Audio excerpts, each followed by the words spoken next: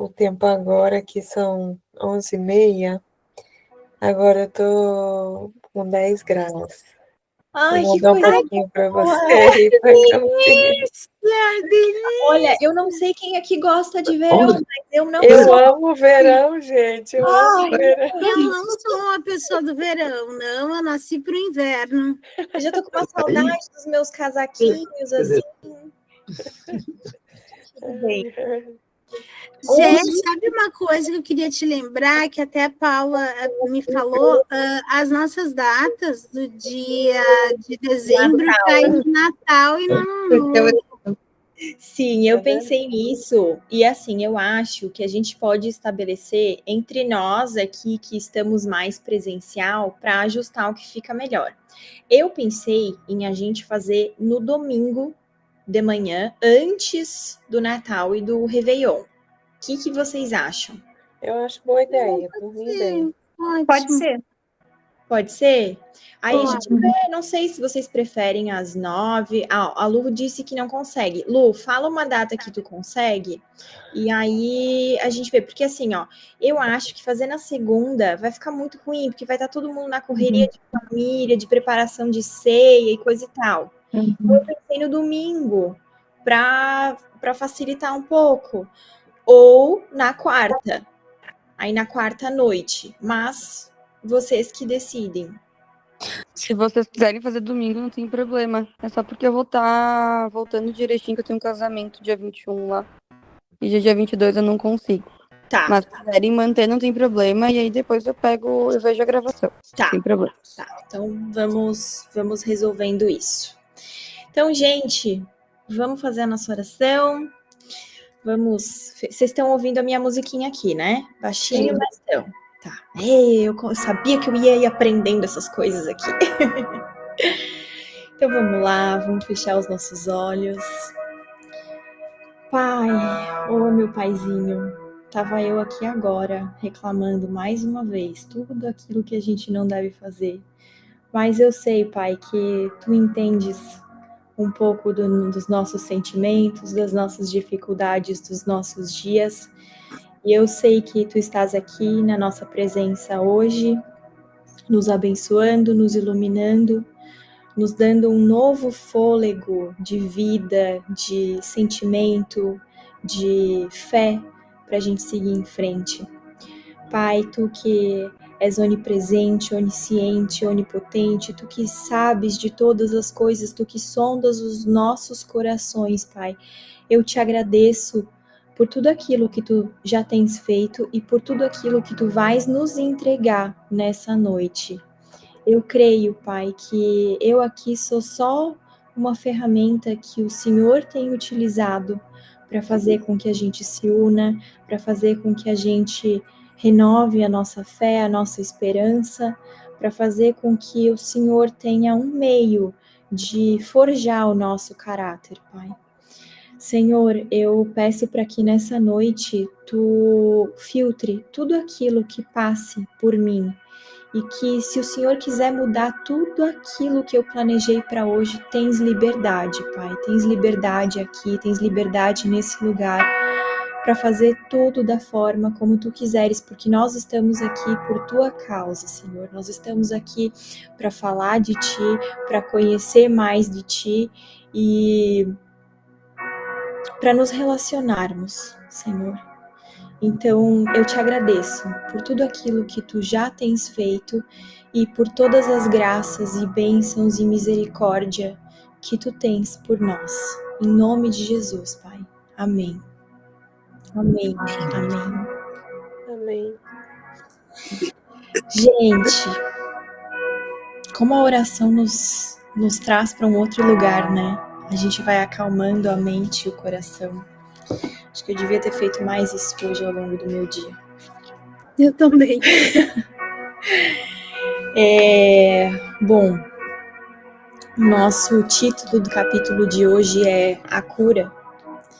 E como eu sempre penso que nem todo mundo consegue ler todo o capítulo, ou que às vezes a gente lê um pouco correndo, eu achei que a gente deveria começar lendo juntas, que é uma coisa que a gente não fez até hoje, Mas lendo juntas essa primeira história que a Joana nos traz, que eu achei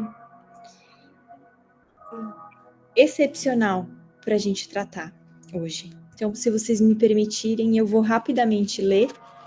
Eu cronometrei e vi que davam 6 minutinhos, então vamos lá. Conta-se a história de um homem que um dia encontrou Deus em um vale. Como você está nessa manhã? Perguntou Deus ao companheiro. Estou bem, obrigado, respondeu o homem. Posso fazer alguma coisa pelo Senhor hoje? Sim, disse Deus. Tenho uma carroça com 3 pedras e preciso que alguém a leve até a colina para mim. Você está disposto? Sim, gostaria muito de fazer alguma coisa pelo Senhor. As pedras não parecem tão pesadas e a carroça está em boas condições. Ficaria feliz em fazê-lo. Onde o Senhor gostaria que eu a deixasse? Deus deu ao homem instruções específicas, desenhando um mapa no chão à beira da estrada. Passe pelo bosque, suba pela estrada que termina no alto da colina. Quando chegar ao cume, deixe lá a carroça. Obrigada por sua boa vontade em me ajudar. Tudo bem, o homem replicou e começou a sua caminhada animado. A carroça se arrastava devagar, mas a carga era leve. Ele começou a assoviar enquanto caminhava rapidamente pela floresta. O sol atravessava as árvores e aquecia suas costas. Que alegria ser capaz de ajudar o Senhor, pensou ele, admirando o lindo dia. Perto da terceira curva, entrou em uma pequena vila. As pessoas sorriam e o cumprimentavam. Então, na última casa, um homem o parou e lhe perguntou: Como você está nessa manhã? Que linda carroça você tem aí? Aonde você vai? Bem, hoje de manhã Deus me deu um trabalho. Vou deixar essas 3 pedras no topo da colina. Que maravilha! Você acredita? Pela manhã estive orando porque não sabia como levar essa pedra até o cume da montanha, disse o homem com grande entusiasmo. Você poderia levá-la para mim até lá? Seria como uma resposta à minha oração. O homem com a carroça sorriu e respondeu: É claro, não creio que Deus se incomode. Coloque atrás das 3 pedras. Então partiu com 3 pedras e uma rocha dentro da carroça. A carroça parecia um pouco mais pesada. Ele podia sentir o solavanco de cada batida e a carroça já puxava para o lado. O homem parou para arrumar a carga enquanto cantava um hino de louvor, satisfeito por ajudar a um irmão e também a Deus. Depois partiu novamente e logo chegou a outro pequeno vilarejo à beira da estrada. Um grande amigo vivia lá e lhe ofereceu um refresco. Você está indo para o topo da colina? Indagou o velho amigo. Sim, estou muito entusiasmado. Imagine, Deus me deu algo a fazer. Ei, disse o amigo, preciso levar essa mala de seixos para lá. Estava preocupado porque não arranjava tempo para levar eu mesmo. Mas você poderia encaixá-la entre as 3 pedras aqui no meio. Deste modo, colocou sua carga na carroça. Isso não deve ser problema, disse o homem. Acho que consigo levar. Terminou de beber o refresco, levantou-se, esfregou as mãos e antes de pegar a carroça. Despediu-se com um aceno e começou a puxar a carroça de volta para a estrada. Definitivamente, a carroça pesava em seus braços agora, mas não chegava a ser desconfortável. No início da subida, ele começou a sentir o peso das 3 pedras, da rocha e dos seixos. Apesar disso, sentia-se bem por estar ajudando um amigo. Certamente, Deus ficaria orgulhoso da sua energia e disposição para ajudar. A uma pequena parada seguiu-se a outra e a carroça começou a ficar cada vez mais pesada. O sol estava quente e seus ombros doíam por causa do esforço. Logo, as canções de louvor e de gratidão que enchiam o seu coração deixaram os seus lábios e o ressentimento começou a crescer em seu interior. Não foi isso que ele aceitou pela manhã. Deus havia lhe dado uma carga mais pesada do que ele era capaz de suportar. A carroça parecia enorme, desajeitada, enquanto se movia com dificuldades e pendia nos sulcos da estrada. Frustrado, o homem começou a pensar em desistir e deixar a carroça rolar ladeira abaixo. Deus estava fazendo um jogo cruel com ele. A carroça cambaleou e a carga se chocou com a parte de trás das suas pernas, machucando o homem. Já chega, irritou-se. Deus não pode esperar que eu puxe tudo isso até o alto da montanha. Oh, Deus, lamentou. Isso é muito duro para mim. Pensei que estivesses me ajudando nessa viagem, mas estou oprimido por uma carga muito pesada. O Senhor tem que arrumar mais alguém para levá-la. Não sou forte o bastante. Quando orou, Deus apareceu ao seu lado. Parece que você está em dificuldades. Qual é o problema? Tu me deste um fardo pesado demais, queixou-se o homem. Isso não é para mim. Deus caminhou até a carroça apoiada em uma pedra. O que é isso? E levantou a mala de seixos. Isso pertence a John, meu grande amigo. Ele não tinha tempo para trazê-la sozinho. Pensei que poderia ajudar. E isso? Deus derrubou as 2 pedras de xisto ao lado da carroça enquanto o homem tentava explicar. Deus continuou a esvaziar a carroça, retirando tanto os itens leves como os pesados. Caíram no chão e a poeira levantou. O homem que esperava ajudar a Deus ficou em silêncio. Se você permitir que os outros levem as suas próprias cargas, disse Deus, eu o ajudarei com a sua tarefa. Mas eu prometi que ajudaria. Não posso deixar essas coisas abandonadas aqui. Deixe que os outros carreguem seus pertences, disse Deus mansamente. Sei que você estava tentando ajudar, mas enquanto você estiver sobrecarregado com todos esses cuidados, não conseguirá fazer o que lhe pedi.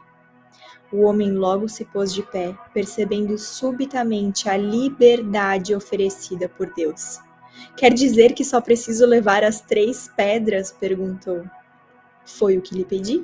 Deus sorriu. Meu jugo é suave e meu fardo é leve. Nunca vou lhe pedir para carregar mais do que você consegue suportar. Eu consigo fazer isso, disse o homem sorrindo de orelha a orelha. Agarrou o cabo da carroça e começou sua jornada novamente, deixando o resto das cargas junto à estrada. A carroça ainda cambaleava e sacudia um pouco, mas ele nem percebia.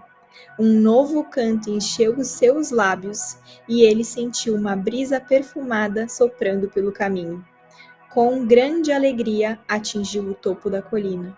Foi um dia maravilhoso, pois ele havia feito o que o Senhor lhe pedira.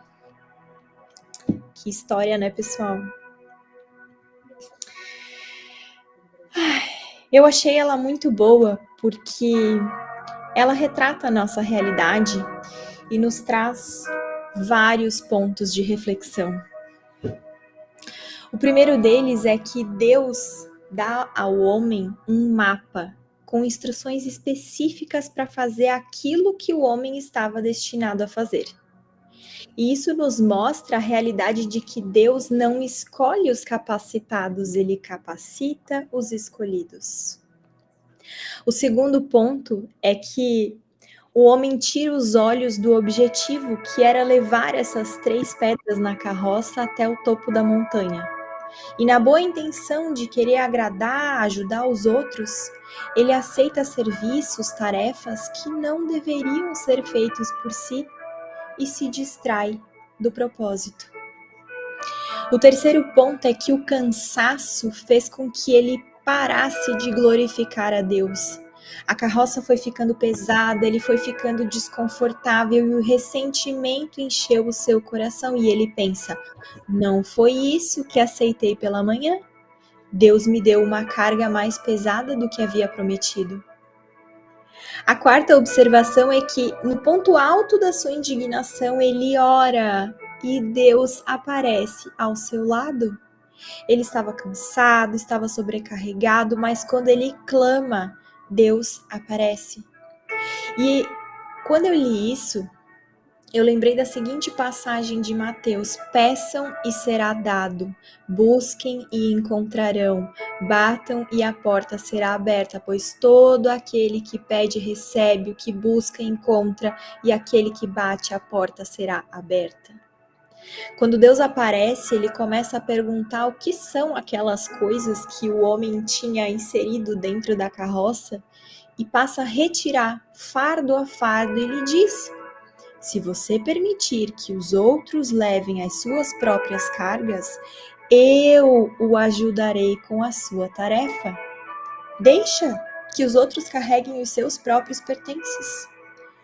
Vejam, enquanto nós estivermos sobrecarregadas, tentando ajudar aos outros a fazerem o que eles deveriam fazer, a gente não vai conseguir fazer o que Deus está nos mandando fazer.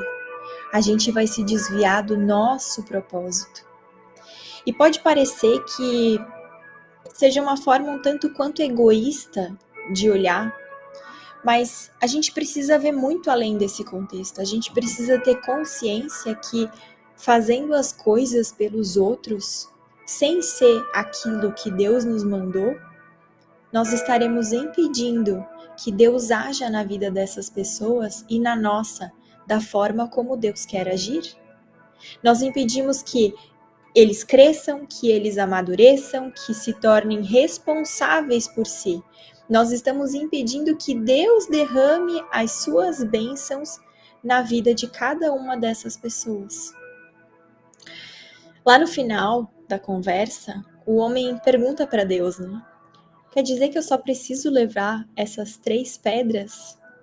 E Deus sorri e lhe responde: meu jugo é suave, meu fardo é leve. Deus nunca vai nos dar um fardo que a gente não possa carregar, mas todo mundo já ouviu isso. Só que observando a história, a gente entende que o desafio do homem era compreender que ele precisava fazer apenas o que Deus lhe mandou fazer, sem tirar os olhos do objetivo, que era levar as pedras no topo da montanha. Nem sempre vai ser assim. Muitas vezes os nossos fardos vão ser momentos desafiadores, vão ser momentos de tristeza, vão ser momentos de doença, vão ser situações muito mais pesadas aos nossos olhos, mas se nós crermos que Deus é conosco, quem vai nos impedir? O turno de Deus só começa quando a gente descansa. Enquanto eu e vocês estivermos desesperadas, como eu bem gosto de falar, equilibrando pratinhos, tentando resolver os problemas de todo mundo, a gente não vai deixar espaço para que Deus faça aquilo que Ele quer fazer por nós. E antes de Jesus vir aqui para a Terra, os judeus eles receberam, por intermédio de Moisés, os 10 mandamentos que eles deveriam cumprir. E na boa intenção de fazer cumprir esses mandamentos, eles regulamentaram, a gente que é do direito entende bem disso, eles regulamentaram os 10 mandamentos em 613 regras, leis rígidas, com atitudes positivas, negativas, ordens e proibições. Foi uma bela forma de complicar o que era simples. Naquela época, aliás, ainda hoje, para alguns judeus ortodoxos, o Shabá, que é o dia do descanso, que começa no pôr do sol da sexta e vai até o pôr do sol do sábado, era um dia, o dia que antecedia era um fardo imenso para as mulheres, porque elas precisavam deixar todas as refeições prontas, a água armazenada, as vestes limpas para toda a família. Elas tinham que pensar em tudo porque era proibido mover um alfinete sequer durante esse dia. Tudo que tivesse o menor esforço era considerado pecado e quebra do Shabá. E Jesus veio para rasgar todas essas regras. Jesus veio e esvaziou a nossa carroça. Jesus nos deu ensinamentos simples, não fáceis, mas simples. Ele pegou aquelas centenas de regras do judaísmo e disse: Amarás ao Senhor teu Deus de todo o teu coração e de toda a tua alma e de todo o teu pensamento. Esse é o primeiro e grande mandamento. E depois ele acrescenta: que vos ameis uns aos outros, como eu vos amei a vós, que também vós uns aos outros vos ameis. Nisto todos conhecerão que sois meus discípulos, se vos amardes uns aos outros. O que Jesus está mandando aqui?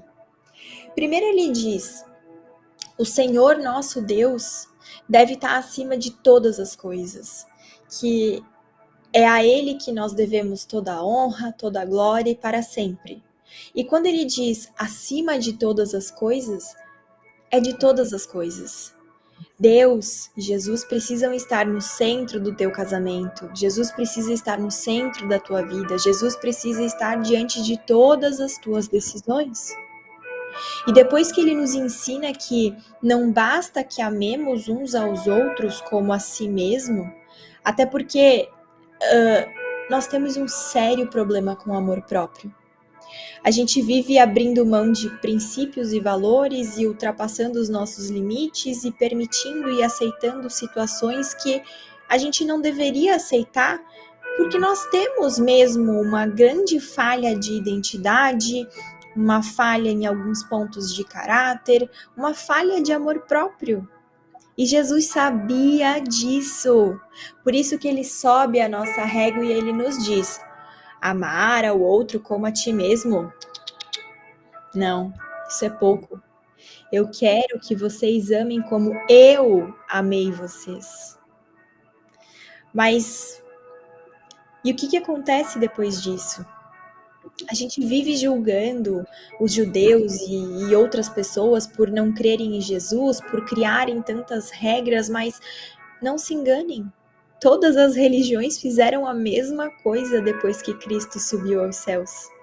E Jesus segue nos lembrando todos os nossos dias: meu fardo é leve.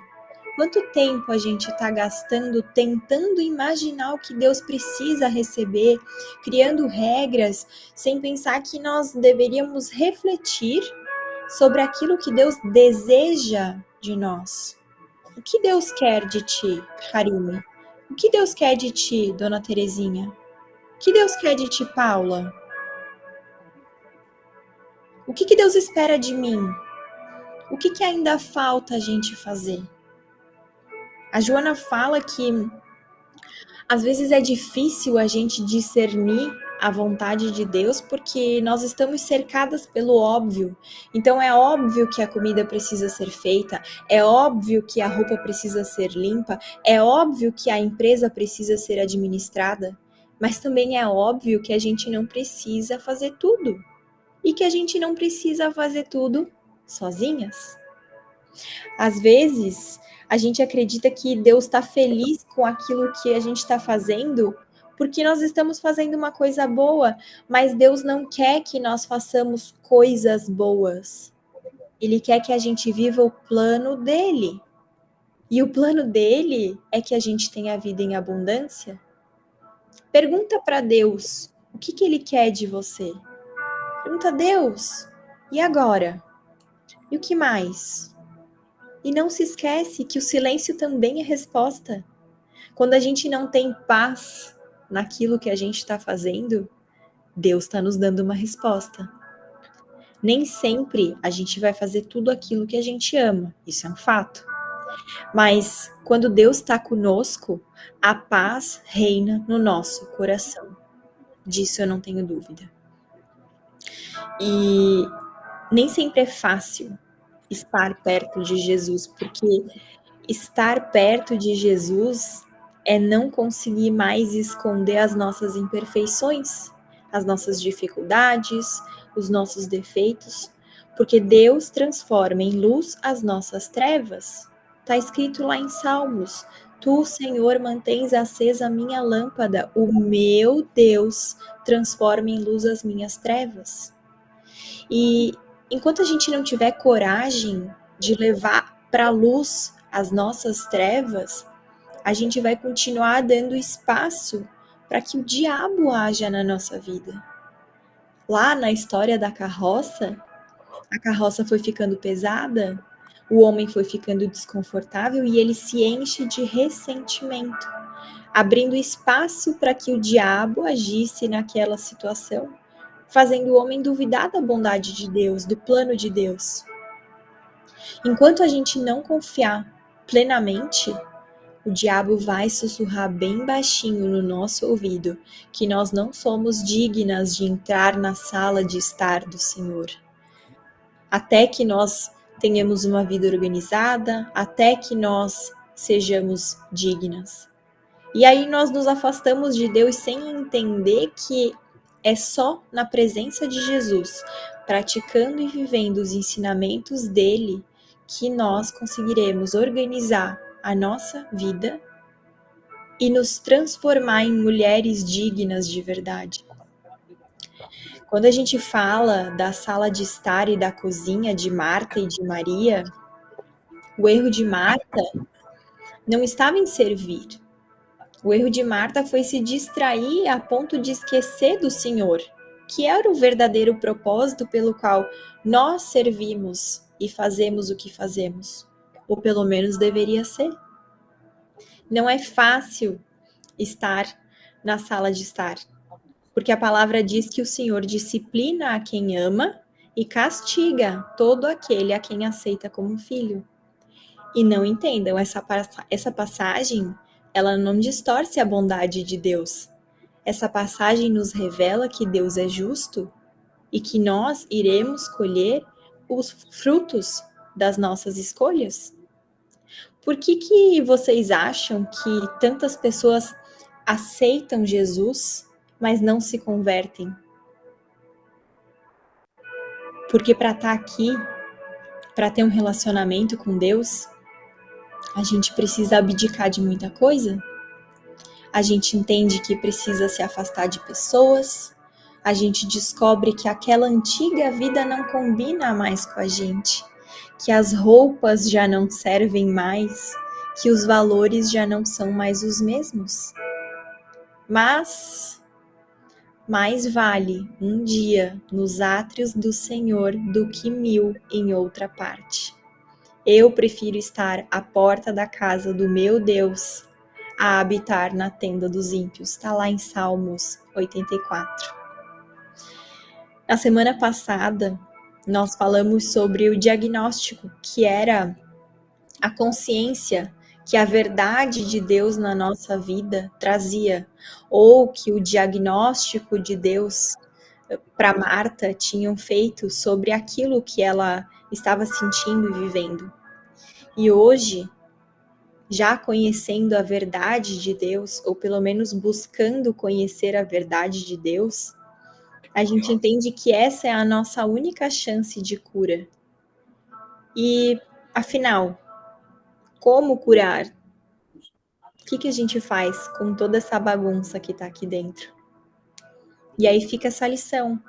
Para começar, a gente começa carregando só as nossas cargas, só os nossos fardos. Como que tá a carroça de vocês? Que pedras que vocês estão carregando imprudentemente ou inconscientemente por alguém? E eu termino a minha fala para a gente poder conversar sobre isso com uma frase que está lá na página 67, que é assim: esse foi o erro de Marta e também pode ser o meu. Em seu esforço de preparar uma mesa digna do Filho de Deus, ela quase perdeu o banquete verdadeiro.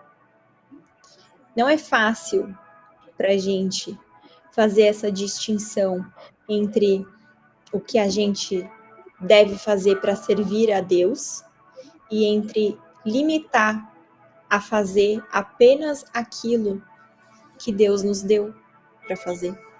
É difícil. A gente precisa todos os dias se perguntar: esse fardo é meu? Eu preciso fazer isso? E se eu preciso fazer isso, eu tenho que fazer isso agora? E se eu tenho que fazer isso agora, Eu preciso fazer isso sozinha? Como que tá a carroça de vocês? A minha hoje tá bem pesada. A minha hoje tá bem pesada. E deixa eu falar uma coisa pra vocês, mais uma.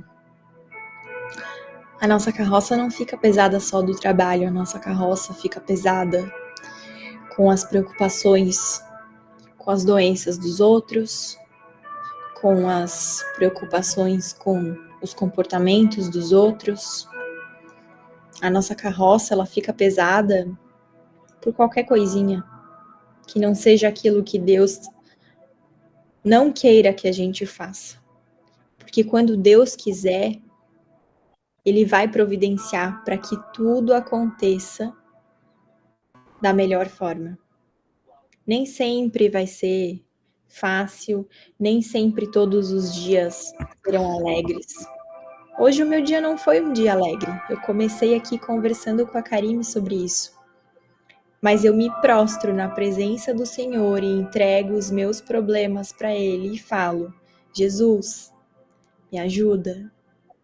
Não estou conseguindo dar conta. O que vocês têm feito? Será que tem como esvaziar a carroça? Será que a gente consegue voltar a cantar os hinos de louvor? Ou será que a gente consegue dar graças ainda quando tudo vai mal? Na semana passada a gente falou sobre isso, que quando a gente é grato pelo que Deus já fez na nossa vida, a gente passa a ter fé em tudo aquilo que Ele ainda fará. E num dos meus devocionais, as meninas que estão aqui desde o início já me ouviram contar que a primeira coisa que eu faço quando eu abro os meus olhos todas as manhãs é conversar com Jesus. E depois de uma introdução de agradecimentos a Ele, eu faço um devocional, num aplicativo mesmo. E num desses muitos dias, me apareceu a seguinte expressão, que está em inglês, né? Que é assim, push. Pray until something happen. Que é, ore até que algo aconteça. Continua orando. Eu não tô tendo resposta. Continua orando. Continua orando. Continua orando. A resposta vai vir. Às vezes a gente não tá tão atenta para ouvir as respostas de Deus. Quantas vezes eu me pego por aí distraída e orando, e aí eu paro e penso, ok, Deus, eu tô orando, mas eu não tô concentrada. Se o Senhor me der a resposta, eu não vou ouvir. Aí vai ficar difícil. Mas continue orando. Ore até que algo aconteça. Ore até que algo aconteça. Não pare de orar.